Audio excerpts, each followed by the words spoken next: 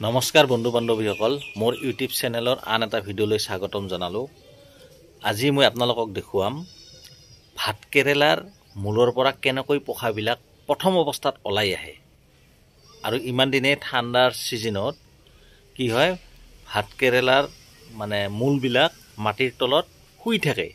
ঠিক যেতিয়া ফাগুন চৈত মাহত যেতিয়া বৰষুণৰ পানী পৰে, তেতিয়া কি হয়,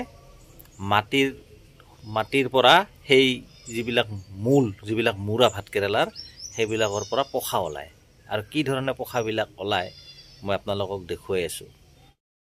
এই চাওক, ইয়াতে আছে মূৰাটো আৰু ইয়াৰ পৰা পোখা ওলায়।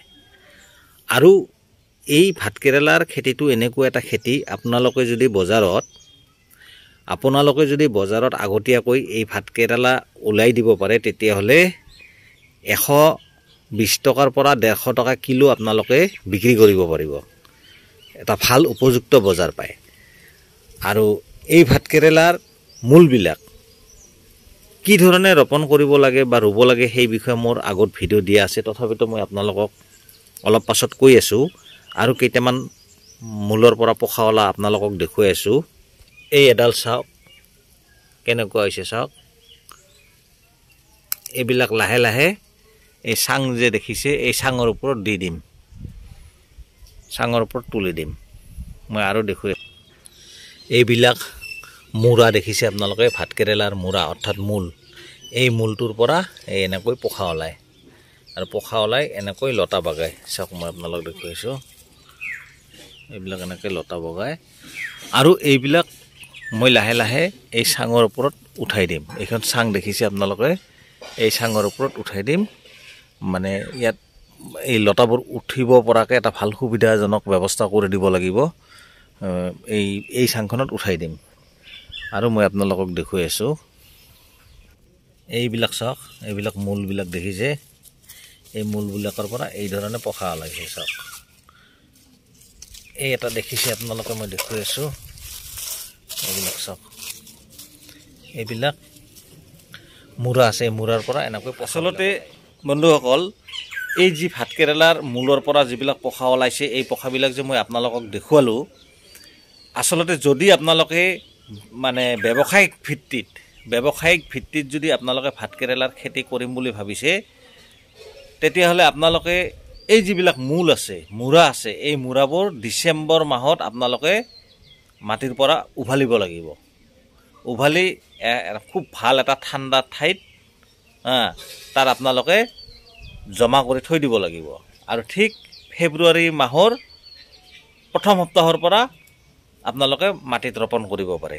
এইটো হ'ল ব্যৱসায়িক ভিত্তিত। কিন্তু আমাৰ যিবিলাক গৃহস্থ মানুহ আছে, ধৰি লওক ঘৰতে 2-এজোপা এই ভাতকেৰেলাৰ খেতি কৰে, তেওঁলোকে বা ময়ো যিহেতু এইবিলাক ব্যৱসায়িক ভিত্তিত নকৰোঁ, গতিকে আমাৰ এই ঘৰত যিখিনি ভাতকেৰেলা ৰোপণ কৰিছিলোঁ, আমি এইবিলাক আৰু উভালি নথওঁ। প্ৰত্যেক বছৰে নিজেই পোখা ওলায় আৰু নিজেই পোখা ওলাই লতা বগাবলৈ ধৰে। আৰু আমি তেনেকৈ এই ভাতকেৰেলাৰ খেতিবিলাক কৰি থাকোঁ ঘৰতেই। ঠিক তেনেকৈ মোৰ নিচিনাকৈ হয়তো আন গৃহস্থ মানুহো ঘৰতে যি 2-এজোপা ভাতকেৰেলাৰ খেতি কৰে, সেই এবাৰেই যি ৰোপণ কৰে, এবাৰ ৰোপণ কৰিলে মাটিৰ তলে তলে ইয়াৰ মূলবিলাক গৈ কি হয়, পোখা ওলায়। এটা ভাতকেৰেলা যদি এবাৰ আপোনালোকে মাটিত ৰোপণ কৰিছে, যদি সেইবিলাক উভালি নেপেলায়, তেতিয়াহ'লে আপোনালোকে চাব, এটা মূলৰ পৰা বিভিন্ন ধৰণৰ শিপা মাটিৰ তলে তলে গৈ বেলেগ বেলেগ মূলৰ সৃষ্টি হয়। আৰু এই বেলেগ বেলেগ মূলৰ পৰা তেতিয়া আকৌ পোখা ওলাই ভাতকেৰেলাৰ গছৰ সৃষ্টি হয়। গতিকে আপোনালোকে যদি এটা মূল ৰোপণ কৰে, প্ৰথম বছৰত যদি আপোনালোকে এটা মূল ৰোপণ কৰে, আপোনালোকে চাব নেক্সট বছৰ এটা মূলৰ পৰা 8-10টা মূল ওলাব। বন্ধুসকল, মোৰ ভিডিঅ'টো যদি ভাল লাগে এটা লাইক কৰি দিব, আৰু যিসকলে ছাবস্ক্ৰাইব কৰা নাই এটা ছাবস্ক্ৰাইব কৰি দিব। ধন্যবাদ।